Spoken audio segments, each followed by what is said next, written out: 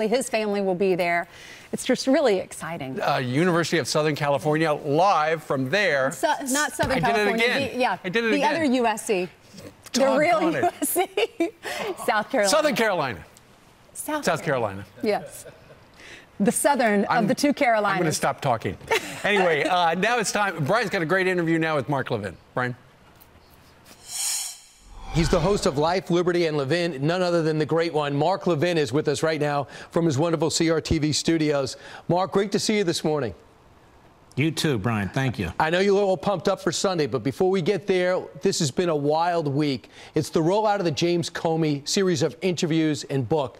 And Mark, I don't remember anything blowing up on a person like this book is blowing up on him.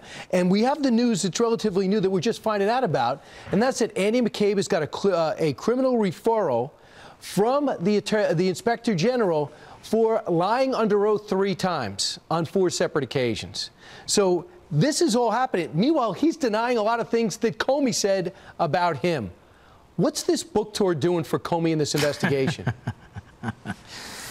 Well, Comey's like a bad rash, you know. He just won't go away. And he's appearing on all these programs, and I expect he'll be appearing on airport radar and sonograms very shortly. I think he's done enormous damage to himself. He's exposing himself to the American people as a very petty, superficial man.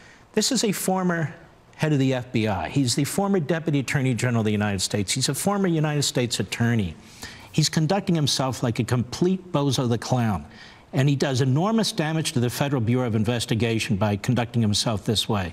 People need to keep something in mind. He was head of the Bureau, and his deputy was Andrew McCabe, who now has a criminal referral from the Inspector General of the Department of Justice to the United States Attorney in Washington, D.C.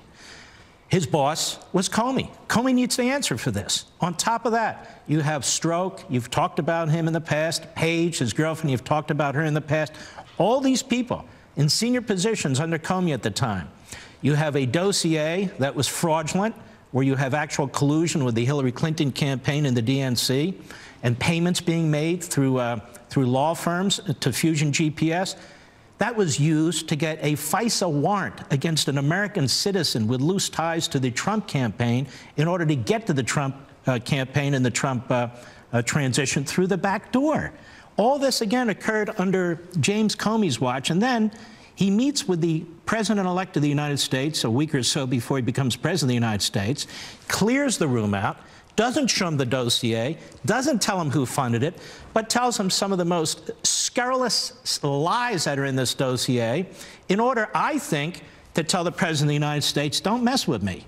Look what I have on you. Mark, I actually think he was in a position to blackmail the president, or he thought he was. It's not Mark Levin or Brian Kilmeade being critical of James Comey. Now it's Loretta Lynch. Now it's Andy McCabe, who said, by the way, you told me to talk to the Wall Street Journal. And he's on record saying, I never told anybody to leak. Somebody's lying, and I haven't said the name Donald Trump. Let me ask you a question, Brian Kilmeade, or the whole nation. When you have James Comey roaming around the country like this, and now there's disputes about his congressional testimony, there's disputes about his supposed memos, what he said in those and so forth, and you're a potential witness for the government in some case that Robert Mueller's investigating, why hasn't Robert Mueller pulled this guy back? I mean, I keep hearing it's going to hurt Mueller's case, hurt Mueller's case. Okay, great. So why doesn't the special counsel, who's best friends with Jim Comey, who's appointed as a result of Jim Comey leaking illegally to the New York Times through his front man, the college law professor, why doesn't Mueller take control and say, Jim, you're screwing up my cases potentially, be quiet? And I'll tell you the reason why. Because this is all an attack on the President of the United States. This is not really about a legal case. And let me tell you why it's not really about a legal case. If we had a real special counsel who said, you know, my job is to investigate Russian interference in the election and possible collusion with the Trump campaign, it would have been over 6 months ago. There was no collusion with the Trump campaign. Interference with the election was well known. That's really a counterterrorism investigation, not really a criminal investigation. He should fold tent and be done. But he doesn't want to fold tent and be done because he wants to see, that is the prosecutor, he wants to see the president impeached. Moreover, the Deputy Attorney General of the United States, Rosenstein, If Mueller won't control himself, Rosenstein should be controlling Mueller. I say this as a former chief of staff to an attorney general, but Rosenstein's in the tank too. This is not any longer a criminal investigation. It is an impeachment investigation. Right. It is a political investigation, and Jim Comey is the face of it. There's a storyline out there without a plot, and that is that the President of the United States is going to fire Robert Mueller. There was a story out the other day that Pittsburgh is preparing riot gear just in case, the city of Pittsburgh, in case President Trump fires Robert Mueller. He hasn't. He wasn't. There's none confirmed reports about it. Why are these non-existent stories taking the headlines? Because that is what much of the media have become. Whatever happened to that clown Michael Wolff, who wrote that nasty book? They pushed him for 10 days. He fell off the edge of the earth. Whatever happened to that professor at Yale who was running around talking about the president's mental state? They pushed her off the edge of the earth. Now they have a porno star. When she's done, they'll push her off the edge of the earth. It doesn't matter. It's a conga line of storylines that are, as the president calls it, fake news. That's propaganda, if you will. Real quick, this has been the week in which, out of nowhere, Sean Hannity's name came up in this Michael Cohen hearing. You've done some digging and found out that there were 2 networks that pushed to have his name exposed. And you believe there should be a Hannity test now to see if anyone is going to have a double standard to everything they do, from Chuck Todd to George Stephanopoulos to others. Yeah, we ought to know every lawyer who has ever represented any of these so-called journalists or they've ever talked to.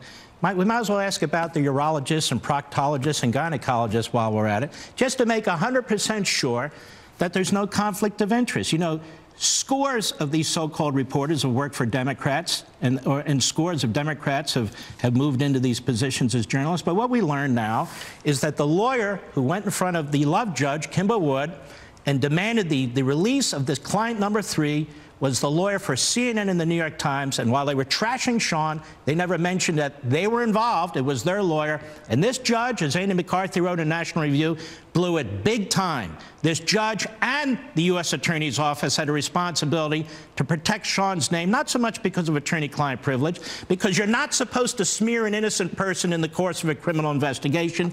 The judge blew it, and I think she knew what she was doing, actually. And the U.S. Attorney's Office did it because it's not about following the rules anymore. It's about getting Trump, getting anybody around Trump, and getting one in the media who isn't lockstep against Trump. He is Mark Levin, and he hosts Life, Liberty, and Levin. What can we expect this weekend? Well, I think the temperature is going to be pretty good, they tell me, on Saturday. I won't be playing golf. And I was talking about Sunday, the show. I'm sorry, Mark. Oh, the show. I should have been more specific. At 10 o'clock. We have a great show. We have Peter Pry, and we're going to talk about the electromagnetic problem that this country might face, and that is a big deal. Our entire electrical grid, you've heard about the Russians poking around, the North Koreans thinking about blowing it out. I wanted to get to the bottom of this. It's no joke. It's a big deal, and the government's not doing enough to protect us. Mark Levin, thanks so much. God bless. That is the great one. Meanwhile, coming up straight ahead on our show, breaking this hour, we're getting more information this morning. Police under attack again. 2 Florida deputies murdered